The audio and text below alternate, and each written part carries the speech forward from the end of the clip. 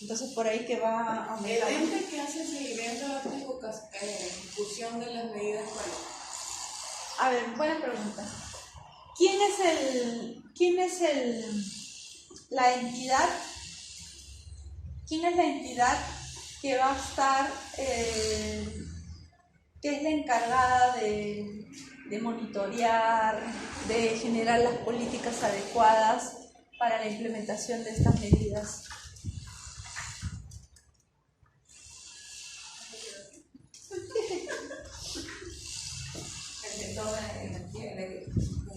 En este caso, hablo de, todas las medidas pues, de los agentes que... como les decía, por ejemplo, cada uno tiene cada uno según sus acciones, ¿no? Cada ministerio tiene competencias, ¿no? Por ejemplo, las medidas de energía, por ejemplo, había medidas que estaban relacionadas con la generación de electricidad. ¿Quién es la entidad encargada de generar las políticas o de generar condiciones para que esas medidas se implementen? El INE o el MTC, por ejemplo, ¿no? En este caso, que está relacionado con procesos industriales, ¿quién es la entidad que va a estar, que es la responsable de velar porque las políticas, las acciones sean implementadas? Produce es cuando se ha hecho, digamos, la identificación de estas acciones y cuando se ha determinado la responsabilidad, se ha hecho según la competencia de cada sector, ¿no? De cada ministerio. En este caso, por ejemplo, Produce, que tiene la competencia de todo lo que es procesos industriales, sería el encargado, por ejemplo, de coordinar con los privados, por ejemplo, para estos dos. Tiene que generar las políticas. Acá, por ejemplo, para este caso, para el reemplazo de refrigerantes, por ejemplo, tiene que implementar todo un sistema de monitoreo, por ejemplo, para que la aduana registre la información que necesitamos para poder cuantificar cuánto reduce esto, por ejemplo, esta medida de mitigación.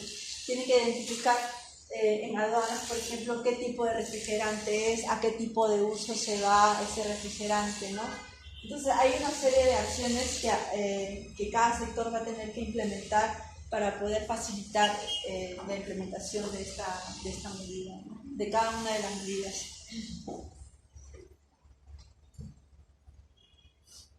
Ahora esas, como les decía, solamente se han identificado dos y el sector, pues el ministerio seguirá, como tiene bajo su responsabilidad esas acciones, tendrá que seguir identificando más medidas, ¿no? Para que pueda incrementar su soporte.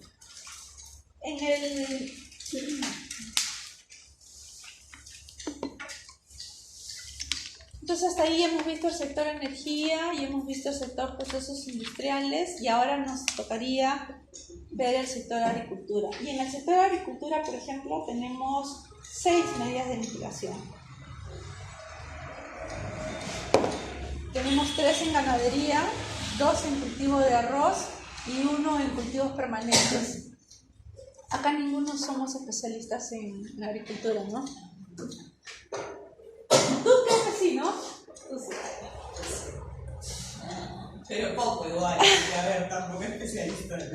Ya, entonces, en el sector agricultura, o sea, cuando uno ve, les había mencionado, ¿no? Que agricultura, dentro del sector agricultura, o sea, dentro de nuestro país como país, los sectores de emisiones, agricultura era el tercero, ¿no? Primero estaba UCUS, después estaba energía y tercero estaba agricultura. Ahora, dentro del sector agricultura,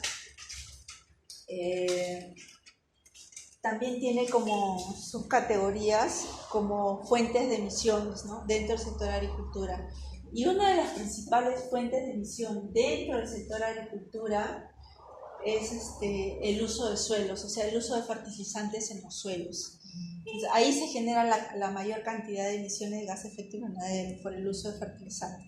Pero después del uso de fertilizantes en los suelos, viene la ganadería, porque el ganado, cuando por la fermentación entérica y por el manejo de estiércol del ganado, también generan importantes niveles de gases de efecto invernadero.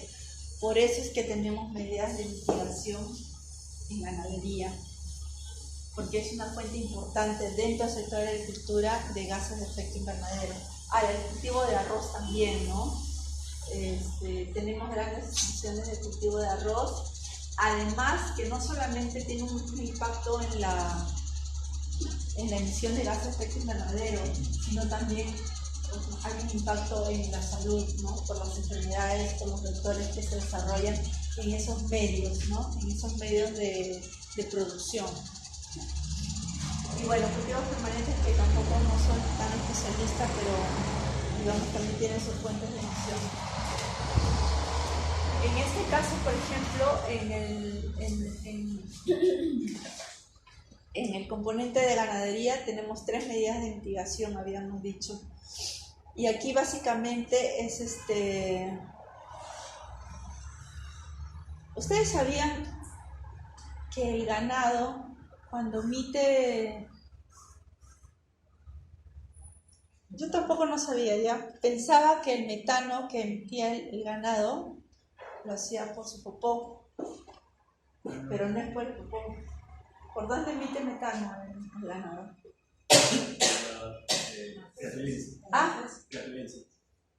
¿Cómo es eso? ¿Pedo? De verdad, incluso cuando hacíamos grafiquitas poníamos el metano ahí por el popó de la vaquita, ¿no? Metano. Pero en realidad el metano que generan los ganados lo hacen por el hocico cuando rebuznan. Ahí es donde cuando rebuznan, ahí es donde emiten metano. Entonces es una... Sí, gracias por la boca. Entonces cuando miden metano, les ponen como unos bozales y ahí es donde miden la concentración del metano. Es que ellos tienen una digestión diferente sí, que nosotros. Exactamente, ¿no? Entonces entonces las medidas de mitigación que están relacionadas al manejo del ganado están relacionadas con la dieta, con la alimentación del ganado. Y esa es una de las medidas que se está considerando en el sector, ¿no? Manejo de sistemas de producción pecuarios en los pastos naturales, ¿no? Porque tiene que ver mucho cómo la alimentación de los pastos que se utilizan para los ganados. Luego manejos de sistemas de producción pecuarios en pastos de sierra. Entonces se ha dividido básicamente en las 3 áreas, es lo mismo, pero en los 3 pisos ecológicos, ¿no? En costa, sierra y selva.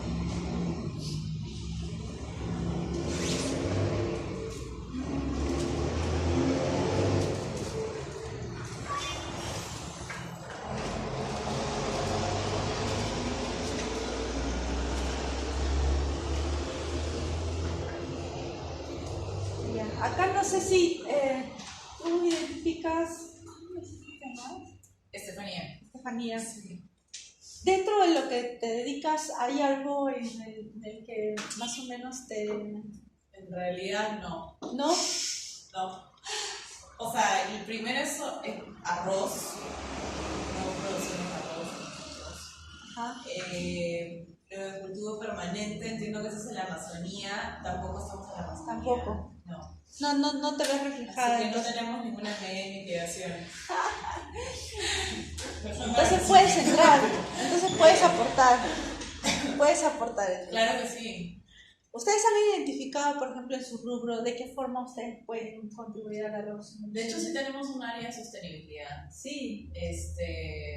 Pero hoy por hoy está más ligada al tema social que propiamente ambiental, como primer paso. Ajá. Como para levantar líneas base, se está haciendo un análisis más que nada del desempeño hasta el momento.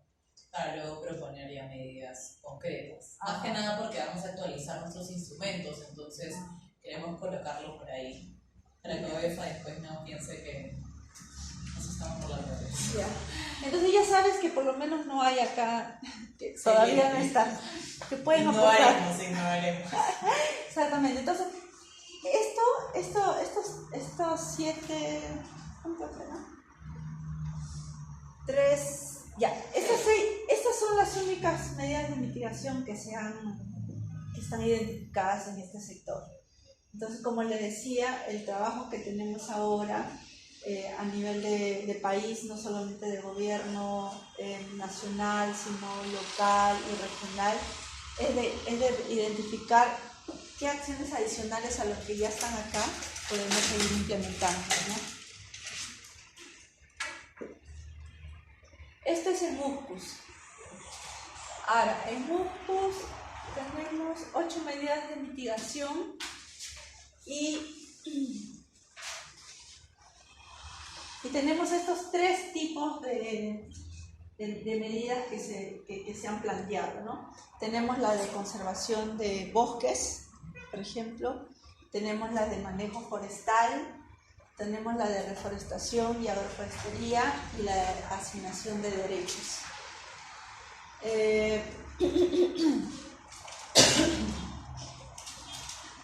Les había comentado, por ejemplo, que en el sector UPUS la principal fuente de emisión es la que se da cuando se deforestan los bosques, ¿no? Porque como los bosques son los que durante su vida de crecimiento y desarrollo son los que capturan el CO2 y luego nos dan oxígeno, entonces cuando se talan los bosques, los árboles, se liberan importantes cantidades de CO2, ¿no? Entonces por eso es que tenemos medidas de conservación de bosques. Y también, ¿qué otra forma de...? Bueno, son las que tenemos. Por ejemplo, cuando existía todavía o cuando estaba todavía vigente el mercado o cuando se realizaban las transacciones de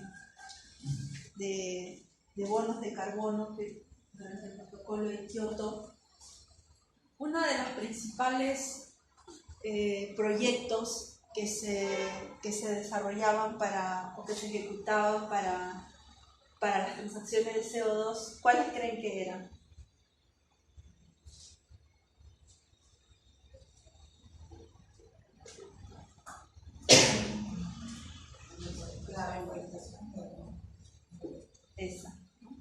Esta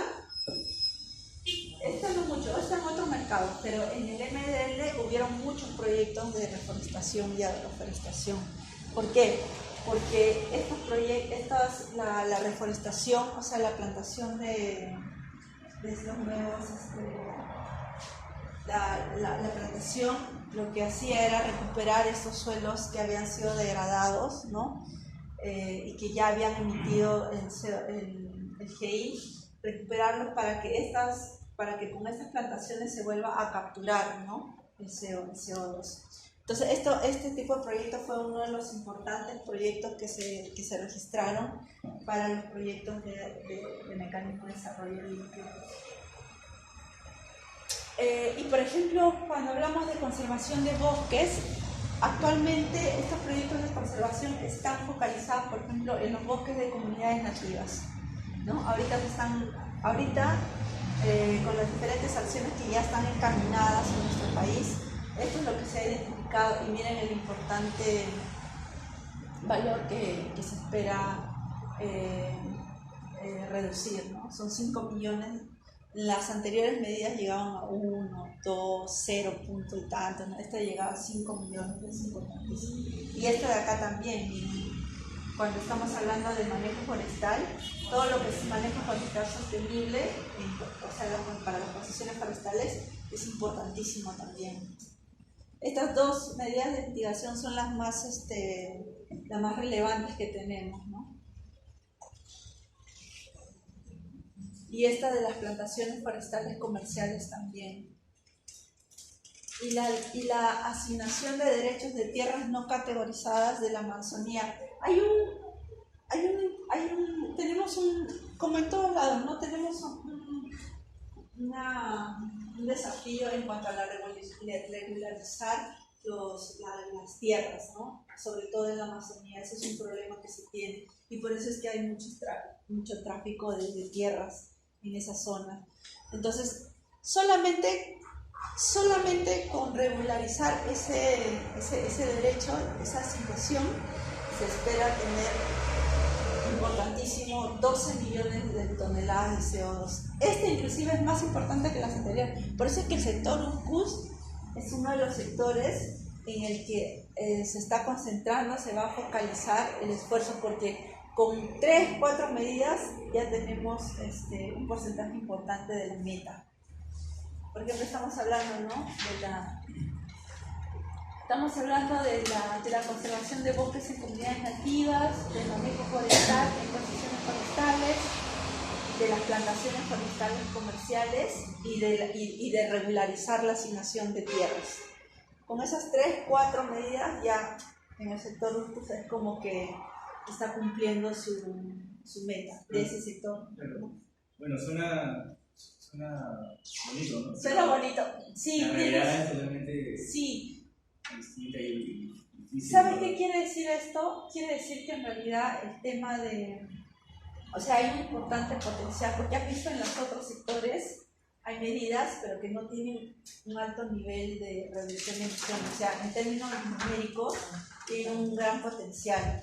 En términos de gestión, tienen un gran desafío, porque no es fácil el sector bosques. Por ejemplo, en el caso del manejo forestal, hice un estudio de trazabilidad en Madre de Dios, Ayali y Loreto.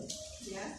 Y muy pocas empresas, 2 o 3, que son las más grandes, son las que en verdad cumplen, ¿no? Con todo el proceso de trazabilidad, sí. Toda la trazabilidad de la madera. Entonces, la mayoría ni siquiera tiene una trazabilidad o no lo lleva o hacen papeles. Sí. Tener una armonía con todas las empresas es muy difícil, con todas las realidades que hay local. Sí. Sí. O sea, lo que dice el colega es Jorge. Lo que dice Jorge es verdad, ¿no?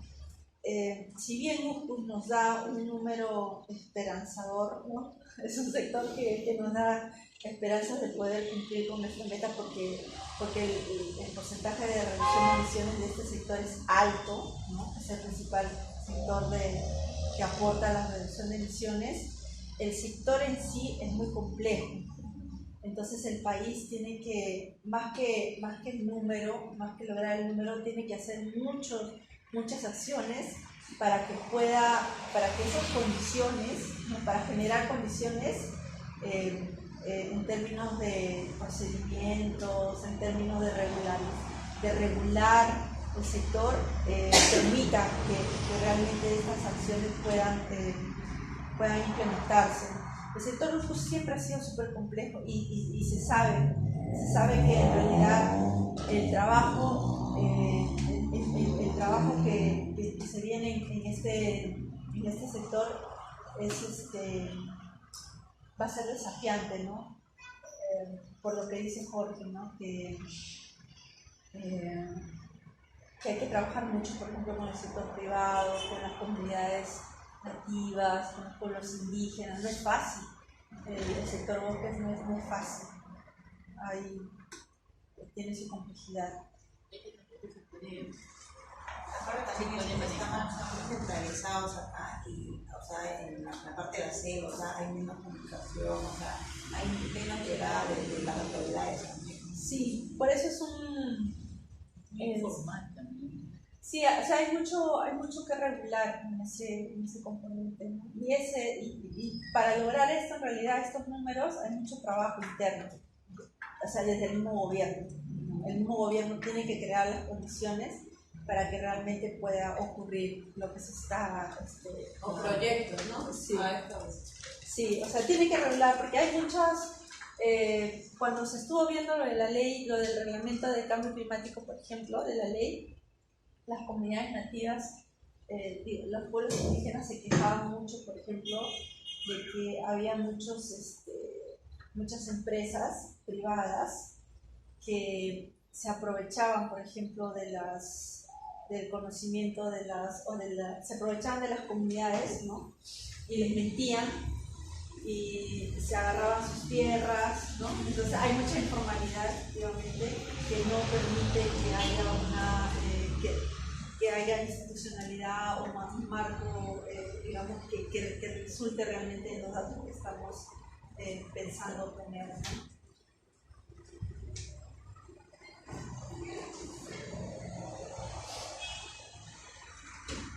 Bueno, ese es en el sector público. Y finalmente, porque este creo que es el último sector, en desechos.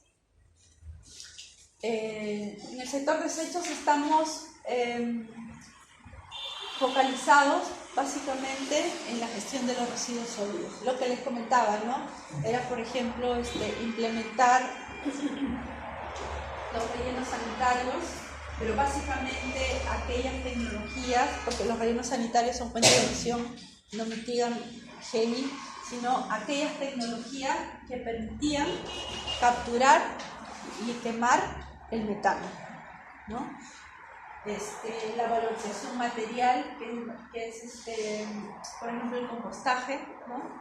El compostaje, la valorización energética, lo que les comentaba, ¿no? Que los rellenos sanitarios o que los rellenos capturen y quemen la energía, ¿no? Para generar electricidad. Ya hay, ¿no? Les había comentado que ya hay un relleno que está generando electricidad. ¿Se acuerdan cuál es? Hay dos, ¿no? Hay dos rellenos que están... Hay uno que es la cucaracha en el Callao, así le dicen. Y hay otra que es la de Guaycoloro. La de Guaycoloro. Esos son... Lo que se quiere es, por ejemplo, replicar ese tipo de proyectos, porque esos proyectos manejan los residuos sólidos, o sea, son rellenos sanitarios, pero capturan el metano y lo queman y generan electricidad, venden a la red de electricidad, ¿no? Entonces, eso es lo que se quiere. Ahí sí se reduce gases de efecto invernadero. Entonces, esos proyectos son los que se están queriendo replicar y escalar, ¿no? A nivel nacional. Ahora, la nueva ley el nuevo reglamento de residuos sólidos, por ejemplo, antes no decía, por ejemplo, la normativa no establecía que los rellenos de 200 toneladas de capacidad diaria, por ejemplo, tenían que tener ese tipo de tecnología de captura y quema. Ahora sí lo dicen. Entonces, cualquier relleno sanitario que esté con esa capacidad va a tener que implementar esa tecnología de reducción de gases de efecto invernadero. Entonces, el marco normativo está facilitando la ejecución de este tipo de proyectos, ¿no? Ahora, acá nada más les quería comentar, por ejemplo, acá en lo que son las tecnologías de residuos sólidos, sí. Por ejemplo, tenemos la construcción de rellenos sanitarios con tecnología semiaeróbica. Por lo que hemos escuchado, esta tecnología no captura ni quema metano. Lo que hace es, son tuberías que están dentro de los rellenos, dentro de las celdas, y como son tuberías anchas, lo que hace es que circule oxígeno. Entonces, cuando circula oxígeno no se forma metano, o sea, reduce la proporción de formación de metano, y por ese lado se reduce los GIs, solo para diferenciar de las otras tecnologías que sí capturan y queman. Este tipo de tecnología se espera la reducción de emisiones no por la captura y quema, sino porque se espera que se genere menos metano. Ahí solamente se espera la aplicación de los residuos. O sea, se espera que la formación de metano se reduzca. ¿Vale? O sea, ahí no se genera. Claro, porque el metano, sí, no se genera energía. Solo quiere que se disminuya la generación. Es un tipo de tecnología que hace que se disminuya la cantidad de metano generado. Porque el metano se genera por procesos anaeróbicos, o sea, sin presencia de oxígeno. Pero como este es semiaeróbico, o sea que hay presencia de oxígeno, entonces el metano ya se reduce, ¿no? Y por ese lado es la cuantificación de la reducción de G. Y luego que ya del compostaje, en términos, ¿no?, cortos, se refiere a incrementar el compostaje en el país. El mercado es bien limitado, ¿no? No, creo que ni el 1% de todos los residuos que se generan son compostados. Entonces es bien chiquitito el aporte que genera la reducción de emisiones.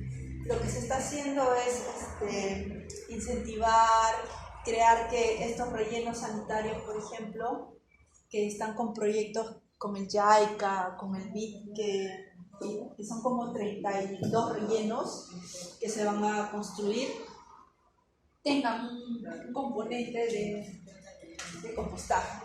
Entonces por ese lado se va a incrementar la actividad de compostaje en el país, ¿no? Y se espera que sea su aporte. Es chiquito, pero digamos, hay que considerarlo, ¿no? Es una acción que el país está haciendo. Y luego lo que les había comentado, ¿no?, que del metano o del biogás que se genera en los rellenos sanitarios se capture y se dé una valorización energética. O sea, que se pueda utilizar, por ejemplo, para la generación de electricidad.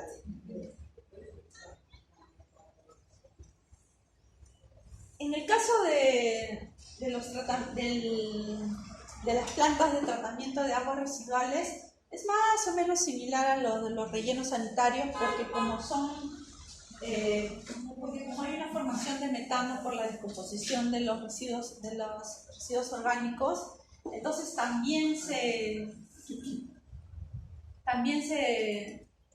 considera implementar tecnologías de captura y quema de metano, de estas algunas, ¿no? También hay en estas plantas de tratamiento instalación de digestores anaeróbicos, como en el proceso de tratamiento de las aguas residuales se generan lodos, y estos lodos van en digestores. También se espera que instalar estas tecnologías de captura y quema en estos digestores, porque los lodos también emiten metano, ¿no? Entonces está relacionado básicamente con el aprovechamiento del metano que se genera en esta planta de tratamiento y con el aprovechamiento de las aguas residuales y biosólidos, ¿no? Y bueno,